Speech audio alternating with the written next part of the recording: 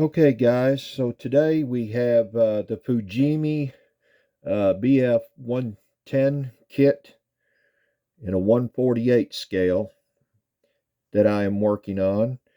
And this is the cockpit. It was kind of a plain Jane. The pilots were also kind of a plain Jane, but we doctored them up to make them look somewhat the best they can. Okay, so as far as fitment goes on this kit so far, it's been real decent. Not like that last one I did. That was awful. But anyway, the purpose of this video is to show you how to take a piece of sprue, just a spare piece of sprue, whatever you're comfortable with, and we're going to turn it into, stretch it and turn it into a thinner piece to use as, say, for bars and what have you. And if I can get the light just right, you can see here I had to scratch build this bar here, okay, to go behind the front pilot seat there. I also, because the kit didn't come with the seat in the middle between the rear pilot seat and machine gunner, actually. I say rear pilot seat, boy, where's my head? Your machine gunner here, slash ammo guy.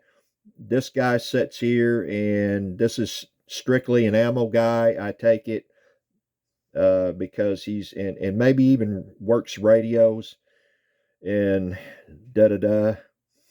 But I've still got to put the ammo canisters in, which does not come with the kit. I'll have to scratch build those. But the purpose of this video is to show you how to scratch build these little roll bars, if you will.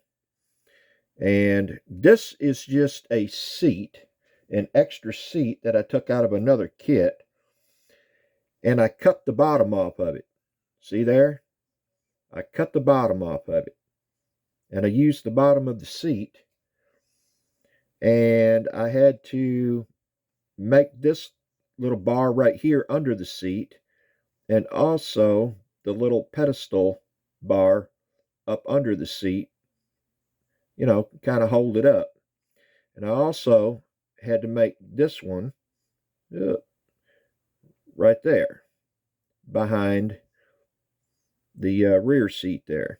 Okay, so basically, and this hasn't been washed in yet. The rest of the cockpit has been washed in and weathered, but I haven't done these parts yet.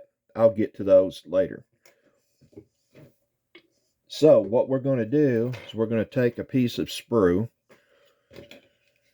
All right, and we're just gonna, I'm gonna take it. Now, a lot of guys, old school, I'm old school too, don't get me wrong, okay, but this lighter here, this grill lighter, is just so much easier to work with than a candle. And a candle to me is kind of a fire hazard. I don't like fire hazards. So basically, I'm just gonna light the flame, and I'm gonna just kind of roll this back and forth. I'm not putting the flame right up on it, but I'm just going to heat it until I see the sprue. And you want to do this in a very slow fashion, or you'll just burn it through. This stuff is real touchy. Okay, I'm just kind of rolling it around. It may get a little black on the sprue. No big deal. No big deal. And you just kind of roll it around. All right, there she starts to bend, and then we start to stretch. Okay, and you just hold that stretch.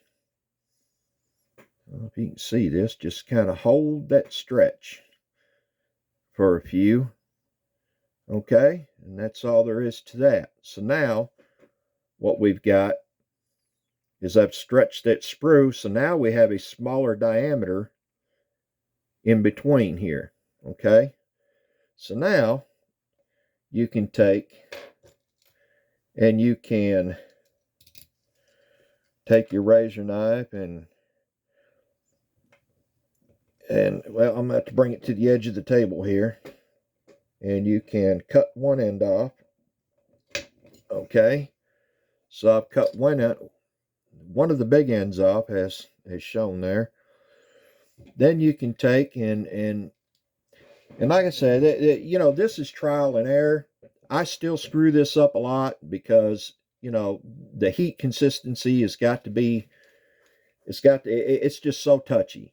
Okay, if you screw it up, grab another piece of sprue and go again. So I get my flame. I just want to. There she's, well, not too much. Bend her back. Bend her back. Hold it for a minute. So now we have got an angle, a 90-degree angle. I'm trying to get this to where you can see it. Let me back up a little. There we go. Okay, so now we've got a 90-degree angle there. And depending on how wide you need to go, or maybe you just need one 90-degree angle, just whatever you're building, okay? But that's how you do it. You just be real careful with your heat, Here, I'll do it again. Just be real careful with your heat. There she's starting to bend. Bring it on down. See, now I've got another 90-degree angle. So now I've got two 90-degree angles, which really makes a pretty good little roll bar. Okay? To go behind a seat, what have you. Okay? Also, this can be used, for instance, let me get the fuselage section. Okay, it can be used as conduit to run wires through. Okay, so you basically just take a piece of sprue and stretch it out. And I need to take one and stretch it out a little thinner for this one. This is a little bit too big a diameter to run a conduit. So you just lay your conduit up here where it goes. Okay, and if you'll notice with all your aircraft wiring is all above your hydraulic lines and your fuel lines, and there's a purpose for that. Okay, because if electrical lines were below your fuel and your hydraulic lines, well, what happens if you get a leak? It eats into those and corrodes your electrical wires and eats them away. Okay, so all aircraft are designed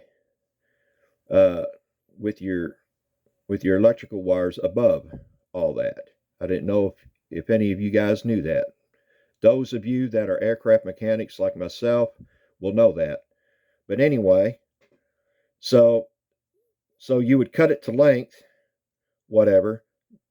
And like I said, this is too big a diameter. I would make a smaller diameter, just stretch it out further and cut it to whatever I want and glue it in place. And then you just, after the glue is dry, you just paint it and then wash it in,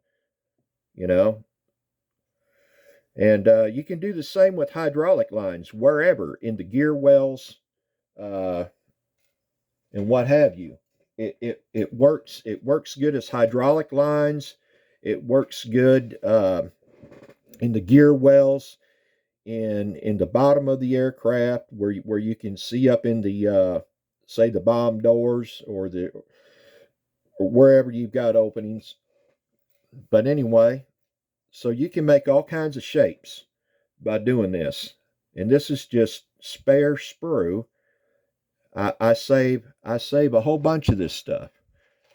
See, I got a whole basket of it. And I saved this stuff just for this purpose.